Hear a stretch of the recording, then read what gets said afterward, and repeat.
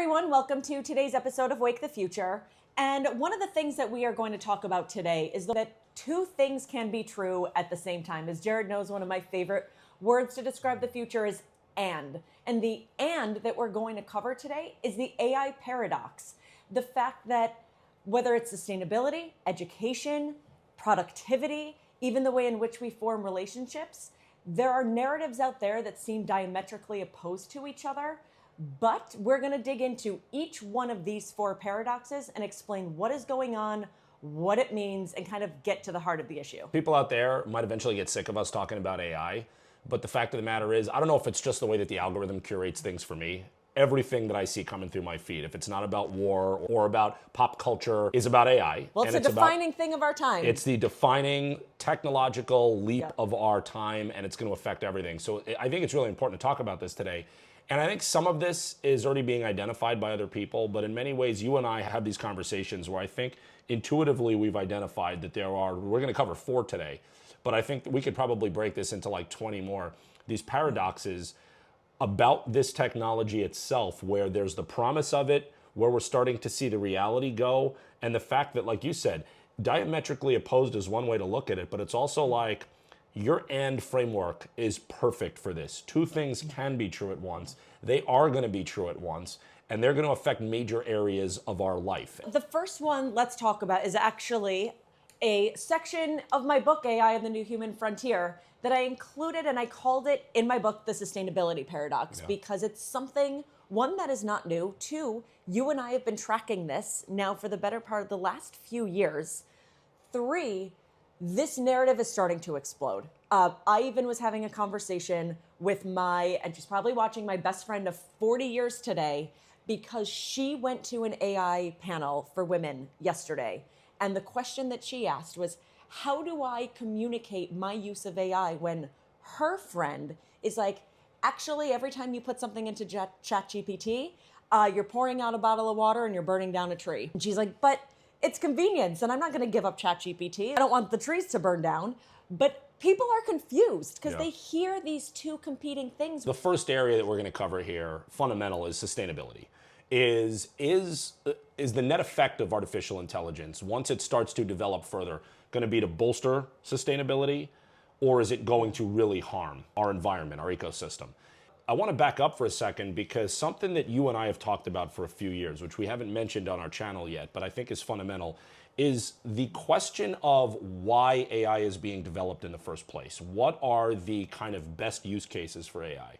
I could argue for some of them. I don't think that they're always effectively communicated. I think part of the disconnect in the marketplace is the fact that we're accelerating this technology, and we are advancing it rapidly and spending ungodly sums of money on it.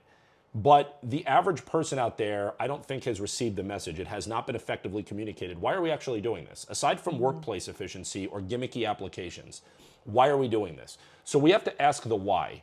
And you and I have talked for a couple of years about the fact that I think one of the great potential promises of AI is that it can solve a lot of science, technological, engineering, medical kind of issues.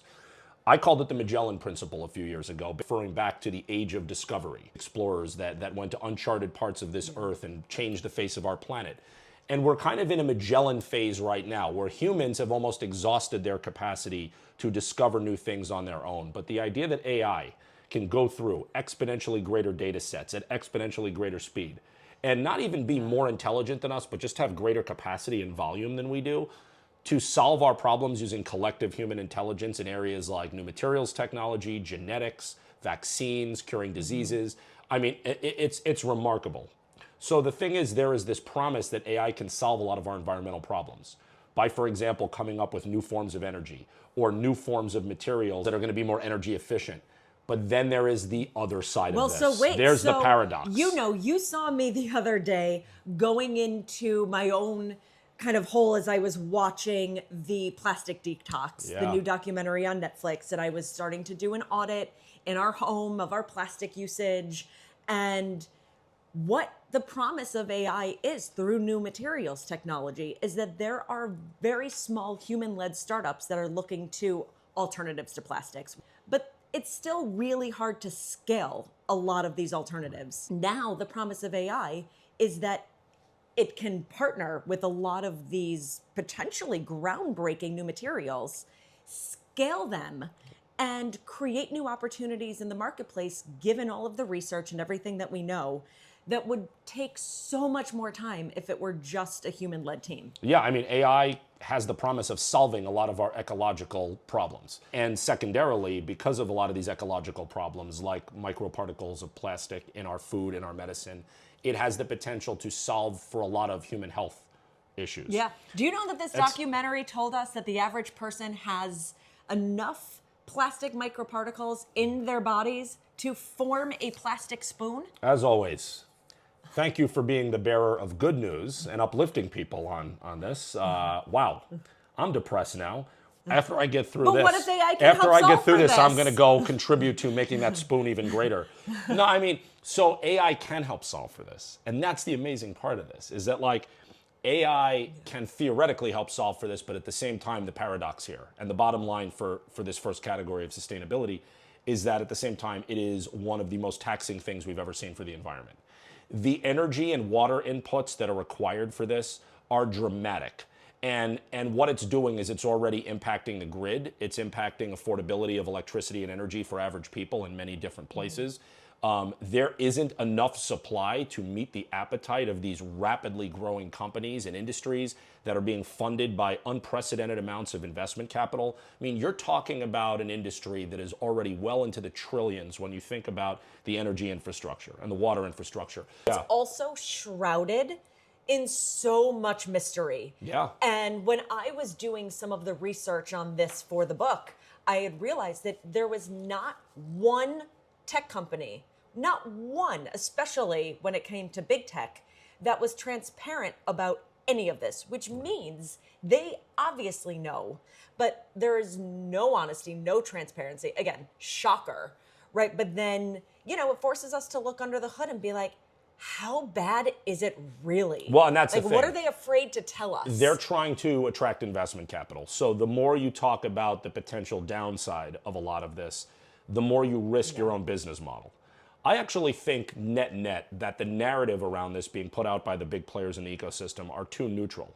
I don't think they do a good enough job of selling the potential amazing effects of this beyond workplace productivity, which is going to be such a tired theme. We talk a lot about it. There is a lot of fear around that, a lot of question around it. Well, that's one of the four paradoxes. But all they we're talk gonna about is cover. efficiency or, you know, bolstering human intelligence. They don't talk about the fact that it could positively change society, not at least enough to the average person so that we understand that message. But they're also putting a sheet over the downside.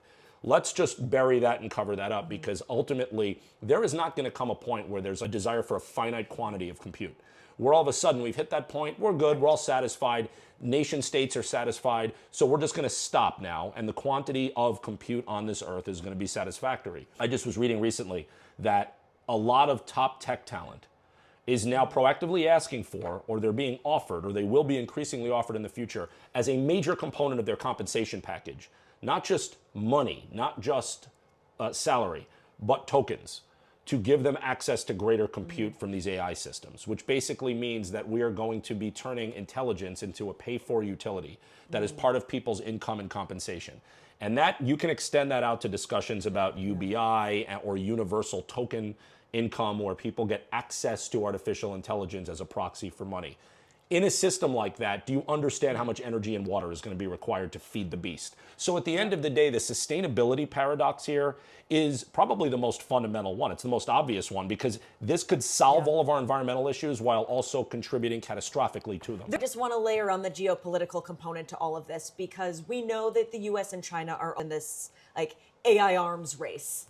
And China has done a much better job at investing in green energy. The narrative for years was that it was basically destroying the environment, but it has made a concerted effort to really pump investment dollars into their green energy sector. I mean, I think China is well ahead of us in the United States on this, and China has applied foresight to some of these areas for years. And as futurists, we've talked over the years about kind of assessing on a matrix how China does against the United States as the two global superpowers right now on some in different areas. And I think China has seen where this is going. And you look at the conflict right now in the Middle East, And if there continues to be a global disruption of energy at the Strait of Hormuz, China is much better positioned. Forget their alliances or the fact that they might have a better relationship with Iran. China is better positioned because they have not so quietly been repositioning for the future in ways that we've been resistant to. And which is ironic considering that so much of the AI infrastructure development has come from the United States. Now, here's the thing. Sustainability is the ultimate paradox. But then there are other areas where I think you could argue there are just as powerful, kind of a paradox developing that we want to shine a light on. And the next one I know is something you're passionate about, which is kind of what this is going to do for childhood education and learning. When it comes to the future of education and learning, right, this is such a big one because we have two very divergent narratives emerging. One is what I would consider a spotlight on the old school camp, the way that things were always done, and we thought that we had to innovate around that. It was like, oh my God, like, are our children going to be left behind if they don't develop these technological skills?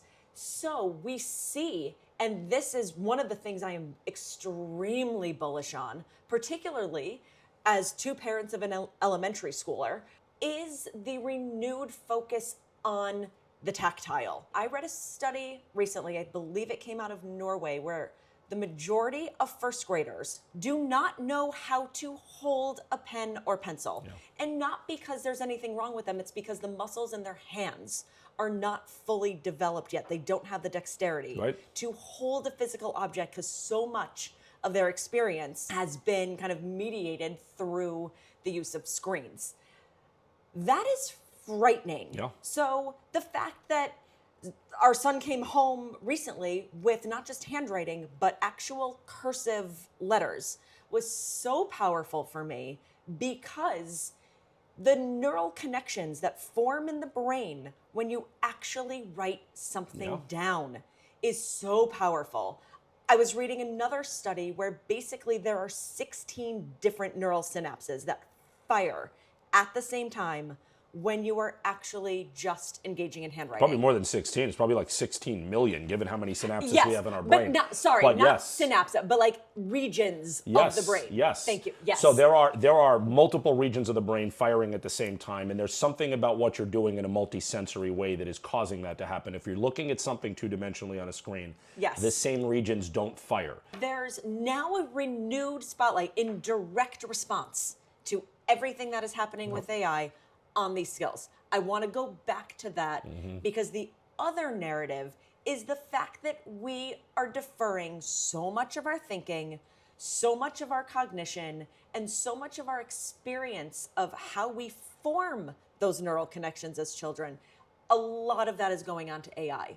A lot of school systems are like, oh my God, are these kids going to be left behind if they don't know how to become like mini prompt engineers? So a lot of focus is on how do you put better inputs into AI? Are we actually creating a generation? And I don't want to say it's like, are we creating a dumb generation? But if we are creating almost an illiterate generation, and we've read articles very recently about how a lot of Gen Zers are coming out of college functionally illiterate, then we have a massive problem with how the pendulum is almost swung all the way to this other end. Yeah, I mean, I agree with almost everything you just said there, but what I want to do is I want to reframe it a little bit because I think you and I could film an entire episode on philosophically where we are with too much technology in school. Yeah.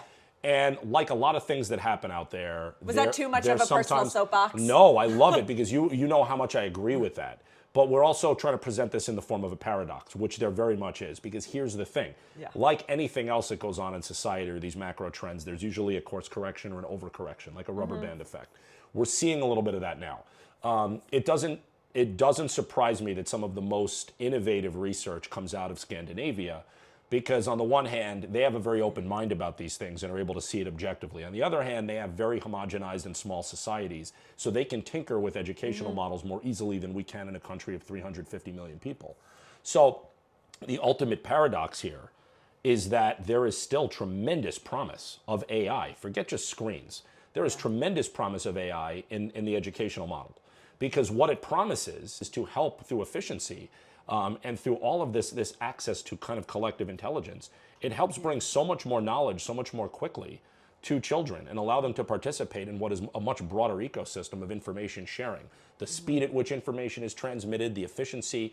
I mean, we lament all the time that when we were in college, we had to still go to a library, do research using a card catalog. That's how old we are. And like, yeah, we can look back on it and wax poetic about we were strengthening muscles in our brain because we really understood how to do research and write a paper. Half of me is angry that I didn't have these tools because my life would have been so much easier. But if I could also consult with AI and not use the LexisNexis and Dewey Decimal System to write a paper, I would have had so much of a better experience. But of course, there is the counter to that, which is, was I trained to think in a more robust way in writing and in doing research than kids today are? So that is the critical agency piece in all of this, because such a fundamental part of agency is agency over our own thinking. And we know that retention is so much higher neurologically when you are holding a physical book. When you see the words, when you flip the page, you could start seeing comprehension go down with the rise of Kindles and e-readers. And now AI is all of that on steroids. Yeah. So yes, how do you reconcile the paradox between retention and convenience? You and I think by some measure, some young people would look at us and be like, look at these curmudgeons, like out of touch dinosaurs, these old people that are just sitting there screaming at the sky. And I'm the pterodactyl, you are the... I mean, our son, when we put our son into the school system and he was being given a tablet really for the first time, when we put him in the school system, he had very little exposure at home to this technology. Yeah. He was behind other kids because he was struggling with the way that the tests were administered, even in subjects he knew more about than a lot of the other kids. So there was this like disconnect. It's like, why is he not doing as well? And it was because of the medium, not because of the content. He doesn't have as much of a problem with that now, but you could argue that people who are progressive about these issues and want to force more technology into the classroom and more AI into the classroom would have looked at us and been like, you know, pen and pencil, I mean, and a pad. Like, that's the equivalent of walking around with a club. And I would argue that there are certain things we dispose of as we evolve and as society evolves, but there are other things that should not be thrown out, like the baby with the bathwater, meaning like the idea that a pen and a pencil and learning cursive are archaic and outmoded things, I think misses the picture. There is some value to things being three-dimensional. There is some value to things being multisensory. We process things differently. Like so the word of the day from Pee Wee Herman, and. Right. This is like the second episode we've talked about Pee Wee Herman and made weird sounds about words. We're such kids of the 80s. We're such losers. But here's the thing, like. But it is. This is the paradox. The paradox is that we cannot over-rely on this technology because it is shutting off fundamental parts of our muscle, of our brain. And agency of our brain is going to be so critical to us retaining our humanity in the future. Yes. While at the same time, we shouldn't argue for throwing away all of the efficiencies that are going to allow children, as they develop, to access information at a greater capacity and do more things than we ever could. So it is absolutely both. And you know, I have long said so many of those really highly prized and valued skill sets for the future are going to be around how you interface with AI. Yeah. So we need a generation of kids who are able to be discerning of those outputs. There needs to be something in schools around AI ethics, responsibility, how to approach it through the lens of judgment. We talk all the time about critical thinking. All of these things are still very important. It's kind of like the bedrock to get to agency and to cultivating a sense of identity. So of course, yes, we do need these tools. And I think that the most forward-thinking educators, because the educational system as it currently exists, right? We always talk about the fact that it is such an industrialized era holdover. And it is going to be like moving a dinosaur. Yeah. It's going to be extremely hard to evolve. And there are some projects out there that are looking at the intersection between these two educational narratives, because it's not one size fits all. We also know that each individual brain is unique. And to go back to the paradox, one of the incredible parts of AI is what it can really do to personalization, customization. We hear so much about neurodivergence, and it's so real. To personalize the learning experience for someone who might just learn at their own pace. I'm so glad you brought that up. The fact is, one of the greatest promises, this is why there is this paradox, is not to just talk about what it does well or destructively to our ideas of the baseline child's brain. understanding that there is a growing incidence of people who are neurodivergent in society. Some people think that now it's just being diagnosed more aggressively, but I do think that there are external factors leading to a change in our species. And you have more people who are technically being considered neurodivergent in some way, or people who learn at different paces, or people whose brains function differently. Having one instructor in a room trying to figure out how to teach almost to the mean when they have 15, 20, 25, or 30 kids is nearly impossible. In fact, it is impossible. So the fact that you have technology now that through technological proxies, avatars, or real-time adaptation can customize what is being consumed, what's being taught, and at what pace is a wonderful thing. So this is the paradox. It's amazing, but also can be very dangerous. I want to say two more things and then we need to move on. But one thing I will say is we have to understand that the more that humans rely on a technology without forming some kind of base layer that is uniquely based in their own humanity, the more that they're at risk in a worst case scenario. Let me explain what I mean. So we talk about the fact that no one remembers phone numbers anymore. No one remembers birthdays. That's generally a good thing. We can use that room in our brain to think of higher order things, to retain other information. So now social media basically reminds us when it's someone's birthday, or our phone stores everyone's phone numbers. If something, God forbid, ever happened, I have room in my brain for your number and your birthday. I have your number. I think I know your birthday. I mean, it's been 27 years. I hope how many years have we been married? I don't remember any of this stuff. No, in a catastrophic situation, if the entire grid goes down, if the cloud gets compromised, if there is warfare where data centers are basically taken out, and all of a sudden, for a short period of time or for a long period of time, people actually don't have access to their technology, are we going to be able to have baseline thought? Are we going to have baseline information in our heads that allows us to function in a worst case scenario? Now, the second, which is far less like doom and gloom, but I think is pragmatic, is going back to your fundamental point. It is not or, it is and. I think in a perfect model, it is not, do we use more technology or less? I think it is hedging. So nuanced. It's both sides balancing each other like a barbell. I think what we're going to see here is that we do have to integrate more technology and more AI into the classroom, but it has to be done intelligently. It has to be done in a scaled manner. It has to be done in a way that's well thought out. And on the flip side, we have to increase three-dimensional engagement. So I think that this paradox is forcing many more institutions, or at least that is the hope, to have that conversation that goes beyond just responsibility and more around what does true preparedness look like for not just a generation, but it has to be in constant evolution. I agree. Yeah. So I mean, that's an ultimate one for any of you that have kids. And the third component that we want to talk about today is one that we've already touched on in other episodes, and we're going to touch on probably more than these other areas just because of the nature of kind of the work we've always done. That is the paradox of AI on human productivity in the workplace. At the same time, AI can make people extremely efficient, in theory. It can help them do things, elements of their job that took a lot of time, that they may not have wanted to spend as much time doing. It can help them do those things faster, more efficiently than ever before. And that's a wonderful thing.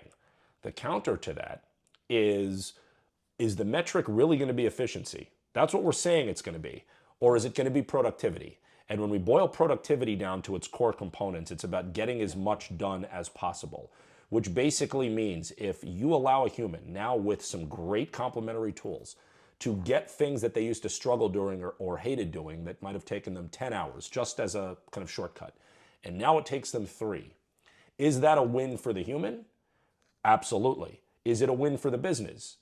And unfortunately, because of how we measure things, how we measure human resources as commoditized inputs, what it's being determined is that that human is now a resource that's only being used for 30% of the capacity of time it used to have. So now let's take that other 70% and redirect it to something else.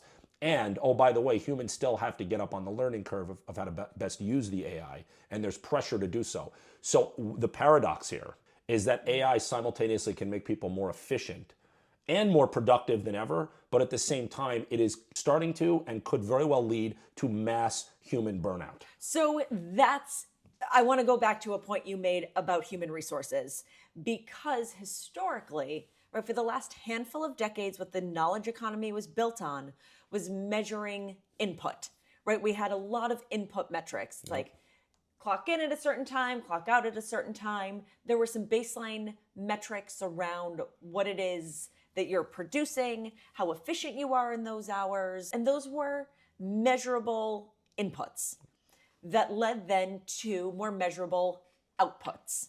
Now we're moving from input to outcomes. We even struggled moving from input to output.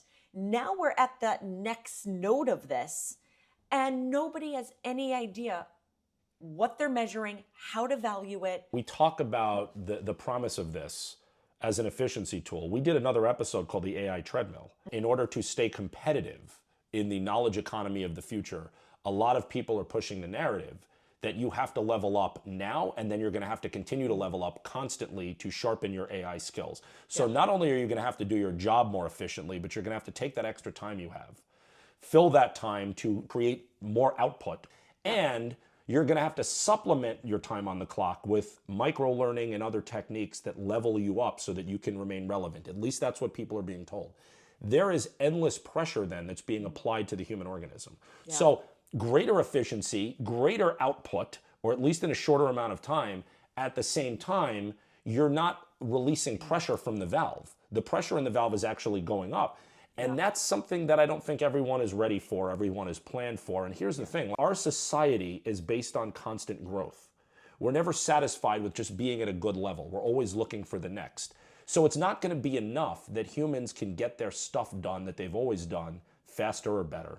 It's going to be now that they can do that, we need to grow more. We need to add more. And there is going to be that addition put on top of the backs of people, at least the ones that remain. And that's the burnout. Yes. And that's exactly what we talked about in the AI Treadmill. Yes. And I really touched on this in my solo episode, which was not to exclude you at all. I felt really left out. I know, felt really bad that day. Such a stream of consciousness there because I was coming across study after study after study. And these are recent studies that almost seem to be buried under a lot of the hype of AI productivity and tools and upskilling and reskilling and AI plus HI, right? Artificial intelligence plus human intelligence. But when you dig deeper, which is why the agency and identity piece is such a foundational pillar of everything that we do, is the fact that yes, there is more burnout. When more burnout happens, then it leads to cognitive fatigue. Then it leads to cognitive surrender, where it's like, all right, I am tired. I need to just start deferring more and more to AI. Then in that episode, I talked about the move then to belief surrender. And that's that kind of next part of the spectrum that is starting to emerge, where then it's like, not only am I deferring my thinking, I am burnt out, I am tired, I am stressed, I am anxious. I'm just going to believe the output. I am just going to take what it tells me because I don't have the mental bandwidth anymore. I don't have the capacity for thought anymore, that I'm just going to believe in what it says and call it a day.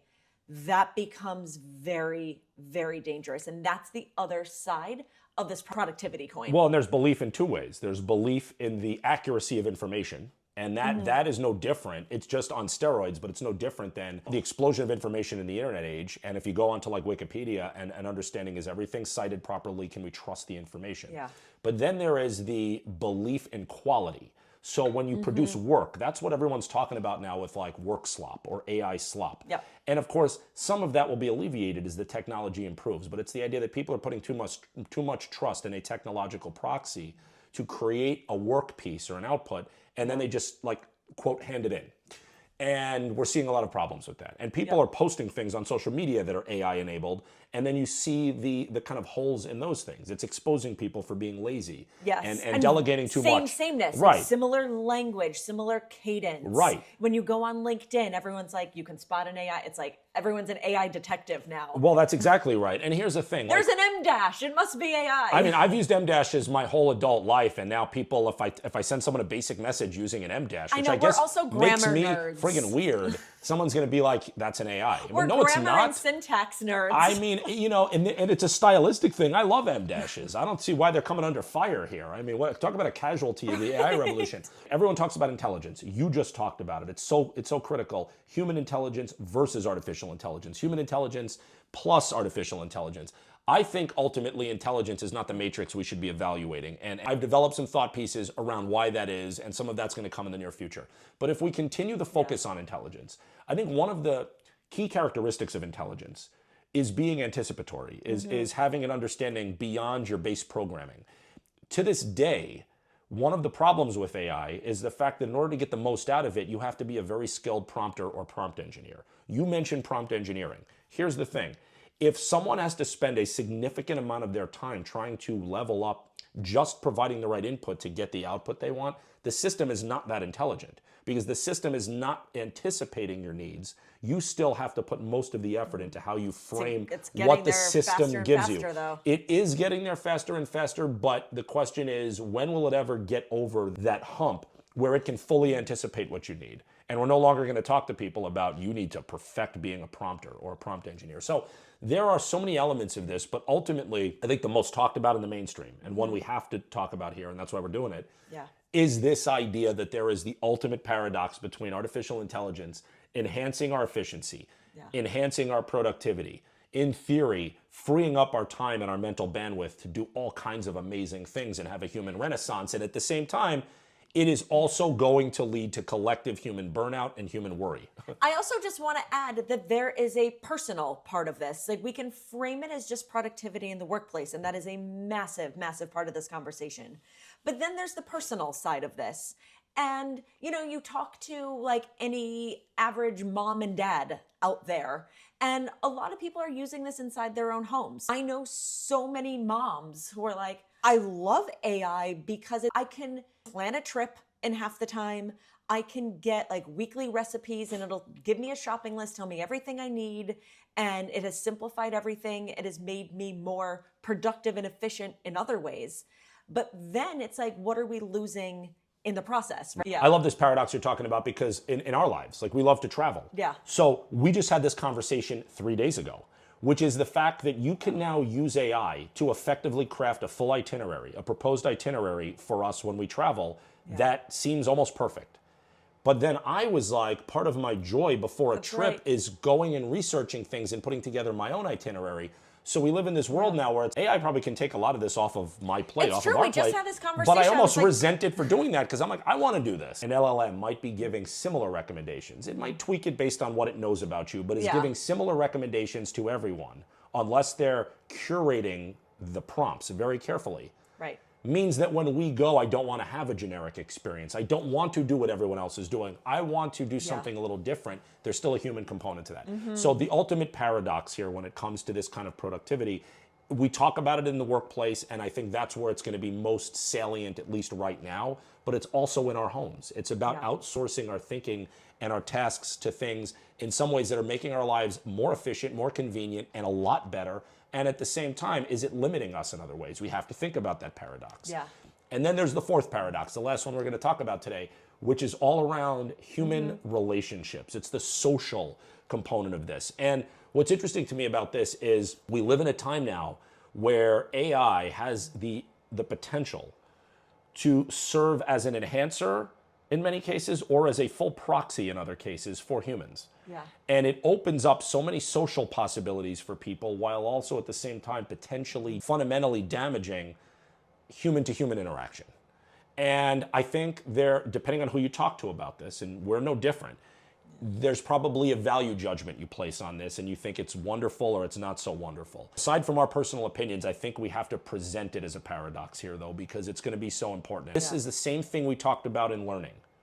I think for the baseline person, the idea that people are going to fall into easier relationships with technology that almost becomes proxies for humans, like agentic AI that is increasingly lifelike in terms of its conversational ability. We know what it's doing to the porn industry. We know what it's doing in the gaming industry. We know... Just pause for a second because there are so many terms out there, right? Like we threw around LLMs, like the large language models. Agentic AI is one that I know I have been asked to define because there are AI agents and then there's agentic AI. I always describe AI agents as basically like very smart, highly personalized bots, right? It's like the next iteration where if you want something fully customized, you can train your AI agent to learn more about you.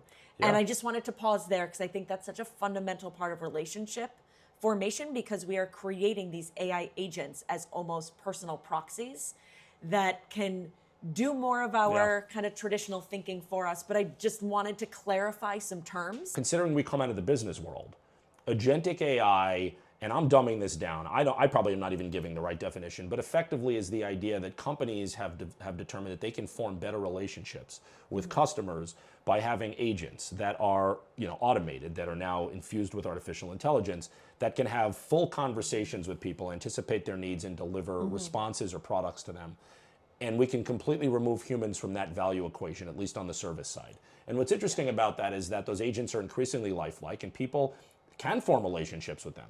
We used to make fun of this, but this is very mainstream now. This is no different than people forming romantic relationships with artificial intelligence in their personal lives. It's no different than people using in-home virtual assistants as proxies for basic tasks, and kids learning from a young age that they can communicate with that proxy and almost form a real relationship with it, in some cases verbally abusing it, like yelling at Alexa and cursing at it, because the transaction costs for doing that are much lower than if you do that to a real person. There are so many elements of this. So the paradox is that we are enhancing people's ability to effectively have these like morphing, these mutated social relationships with technology. But what is it doing to our human relationships? So here I think is the question that is at the core of this, and that is this a potential panacea for loneliness, or a very kind of destructive arm of loneliness? Meaning, we know that we are in this loneliness epidemic across generations, across geographies. People are becoming significantly more isolated. And if you think of a personal AI agent, is this a way to help cure the loneliness epidemic? We've talked about this through the lens of an aging population. My dad does a lot of work in nursing homes in our community. And a lot of these people are just by themselves. They're lonely. They see my dad and they are so happy for any semblance of interaction. And then he sings them Beatles songs and they love it. But could AI then come in as a very powerful proxy to assuage feelings of loneliness? And there's something very deeply powerful in that. It's why even years ago, robotic pets became so popular, right? Just the feeling of being connected to something. Yes. When we strip away the value judgment of what that something is. At the same time, going back probably a decade and a half, when you and I first started reading about the subset of young Japanese shut-ins, the hikikomori, that basically were living their lives in virtual reality and gaming environments. And we're like, that's really depressing. Putting a full value judgment on what was happening. Of course. But then you blow that out through the lens of AI and talk about a very destructive proxy. Young people now are not dating. They're not having sex. They're not drinking. All of these behaviors, where for some parents are probably like, oh, that's great. But they're rites of passage, and it's part of growing up. It's not just rites of passage, though. Let's be very clear here. Whether or not you are religious or you're viewing this in a very kind of pragmatic, almost secular way, if humans start developing proxy relationships with technology, and that can be sexual through pornography, or that can be through true intimacy with people dating and then eventually marrying AI avatars. And there are services in countries like Japan and South Korea that cater to that market. Fewer people pairing off, you have fewer people having children. There are people who worry about that as a cataclysmic event for population purposes and for our purpose here on Earth. Then there are the demographic aspects of that and what those do to social safety nets and entire systems when you don't have people reproducing enough to support aging populations. There are a lot of reasons to be concerned about that. Now, to put a bow on this and why I think this is so important, this is my thesis, I'm not saying that this is true, is that just like with learning, if we focus only on what we consider to be the mean, the standard average person, I think that, sorry, I know I almost hit you in the face. I get very animated. I'm just going to keep my hands on the table here, class. I think when it comes to what we consider, as a shortcut to be kind of the average or standard, most predictable kind of person, the baseline, I think that there's a lot to be concerned about here. I think that the idea that we are going to increasingly use technology as a proxy for human interaction is a problem. I think that it is going to lead to further isolation. Just like the internet and social media connected us to thousands more people instantaneously, but in many ways it made us lonelier. So I think this is going to enhance it. Now understand that a lot of this comes down to business models and profitability. There's massive money to be made in the gaming environment. There's massive money to be made in pornography. These industries are basically figuring out how to monetize this so that we can mutate human relationships. But there is a silver lining, and it's a massive one. And my thesis here is that when we move away from what we consider to be baseline or average to what I'll call underserved or less understood, or in some cases societally marginalized populations, there is tremendous opportunity here. We talk about the elder care community and people who are aging, often aging in place. They live in a different place than their children or their grandchildren. They've been left behind by their children or their grandchildren. They might be suffering from dementia. The ability for them to have a proxy for human relationships that might actually seem real and trick their brain into the fact that they're having a real relationship with another person. Why is that a bad thing? And oh, by the way, we talked about in the learning environment how there are probably more people than ever who are classically neurodivergent.